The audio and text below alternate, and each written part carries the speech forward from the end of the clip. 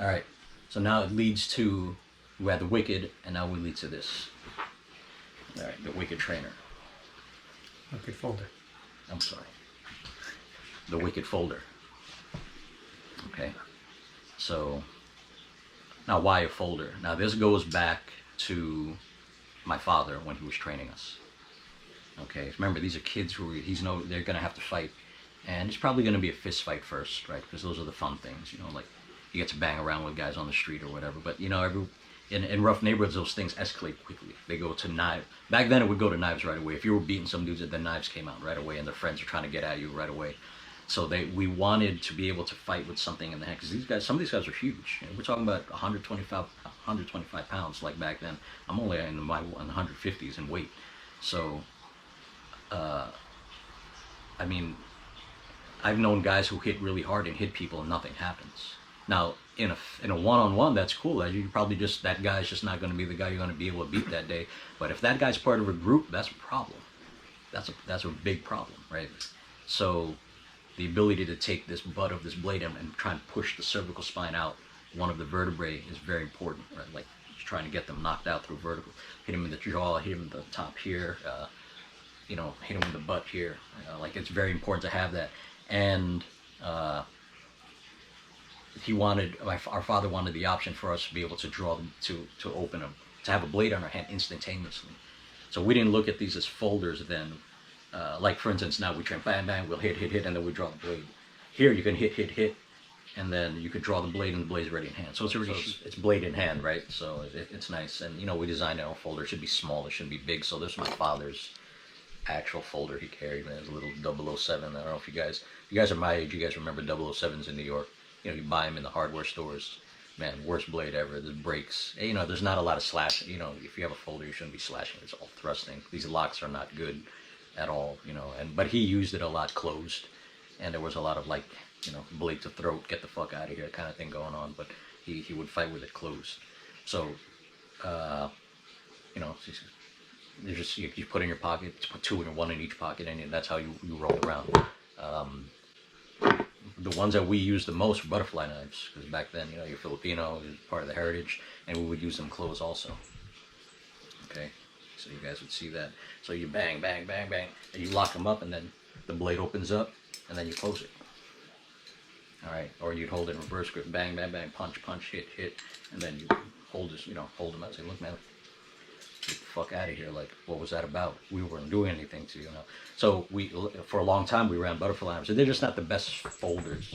Like, the handles get thing, and if you had to depend on this blade, and like that kind of thing. So this actually, see, this butterfly knife has a tape on it. Yeah, it's bench weight. Is one of the guys that used to train at Seth. Hey Seth, man, this is your blade. I found it recently. Check this out. It wasn't a trainer. We weren't using this to train and cut each other. It was just a flip so you don't get cut. Like, this would be the worst trainer ever, so the point is still there, right? So it was a big thing, I still like butterfly knives, just for that, just the ability to hammer dude, and you pass over, hammer in the third eye, bang, bang. When he tries to close on you, you can just pop this open and then have that on there and then close. But it's too big, they can see it. You can see it. So these are small. Like, you can actually go on. You can actually go on with it. And a lot of times we were doing stuff in the dark, because guys do stuff in the dark too, right? And so it was like predatory guys trying to get to you. It wasn't like some argument on the street, fist fight bullshit. Like, we weren't really doing that. Opening folders. So you're not really trying to, like, most of the time when we learned not to do this anymore. It's too noisy. Real guys can hear it. Like, guys who are used to doing things can hear that. So everything was always opened very, very slowly. Even if we were opening up butterfly knives, and we wouldn't open them all the way to grip, because they would hear that, right? They would hear that. So you would open it just enough, just like that. Just use your thumb, and then you would close up. Or you would open it just like this, just enough where it hits your hand, and then you would, because you don't want them. You're probably moving away from somebody when this is happening, and you're putting stuff in your hands. That's why the fixed blades are always nice, because you didn't have to open anything. You just had to pull slowly, and your clothes would cover the noise. Or one thing we would do is we would cough or trip or drag our feet. Like, once we drag our feet or drag it, then the blades would open. But there was never going on. You're not sitting there because you're not showing the blade first. Because if you show the blade, then there's a bunch of guys and you didn't. They'll fight different. They start throwing shit at you. You want them at you. You want them going on. So one of the things you'll fight. Now, when would we open it? Right, like you're fighting and open it. So if he's fighting me here, right, and I'm hitting him, and then he grabs me, and I'm over. He doesn't see this blade, right, and I'm over in this position, and his friends are coming, right. They're coming, and he's holding me, right. This blade, I would partially open this blade, just like this, and then the rest would be open. Tape, check it. Fuck, cut my throat right here. Yeah. Okay. Feel me. So when do we open? Okay, so. This was the scenario that we were doing when you're opening, right? When the one-on-one becomes, well, they jump you. That happens a lot. You do a one-on-one, and then you're winning, and then the guys, they're watching, and then that's one. The other one is you started going at it with this, and the rest of them are coming at you. You see the blade, or you see the gun. The gun, that's crazy when you see the gun, but you see the blade.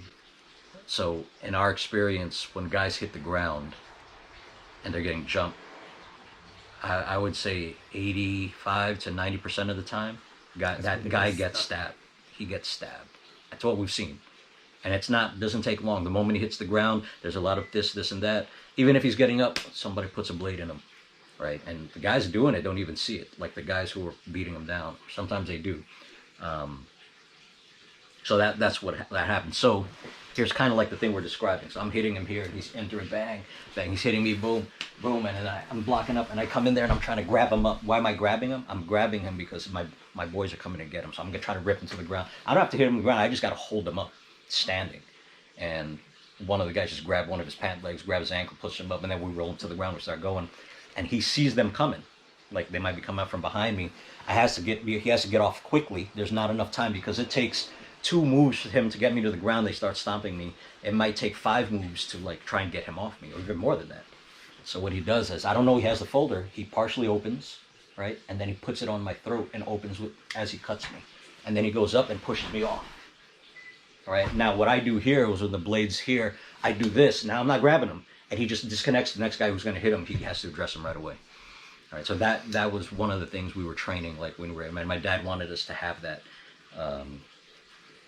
Because most of the time you didn't have to do that. Like you would just beat a guy down with a closed folder. There was a lot of people beat down with closed folders.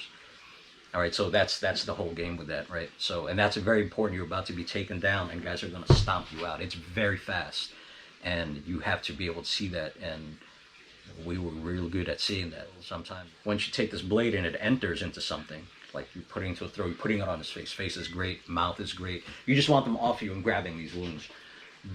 This grip is completed because if it's in the body, that's the rest of the grip. So I don't got to worry about this partial grip on this blade here. And then once I cut this open, all right, I got my blade up and I'm running, and they still don't see it. They still won't see it, and it'll be open in forward grip because that's the better way to, like, you can partial open this way. I mean, we don't. It was always in forward grip and out because most of the time we're going to run forward, and they still won't see it. You can open that, and this next guy comes in. By the time you body shield, they don't see the blade, and you're moving at them right away.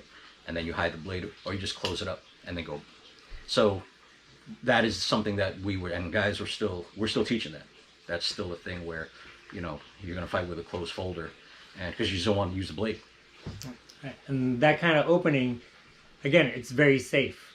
Like, it's very tactile. Like, I do this, like, I'll just show it off the arm. Like, here, trying to open it here, I could strip myself. But here, I have it, I put it in, and I use the body to open it. And now I'm entering. Now, I mean, I'm sure you remember, but... Mm-mm. But how many times have you seen a guy try to open a blade and it flies out of their hand? Like, we've seen that so many times. Like, somebody just pulls out the knife and then they flip it open and then it flies out.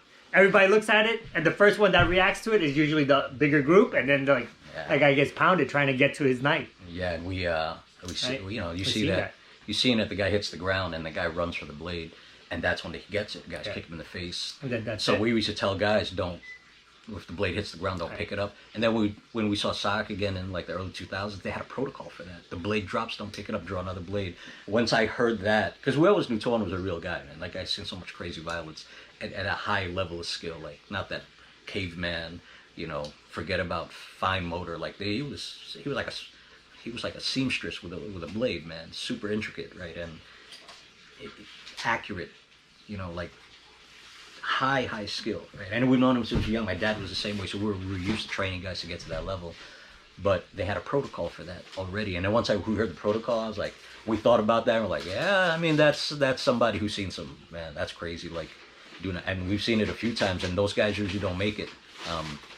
And you should see the group get excited when that blade hits the ground. The other group.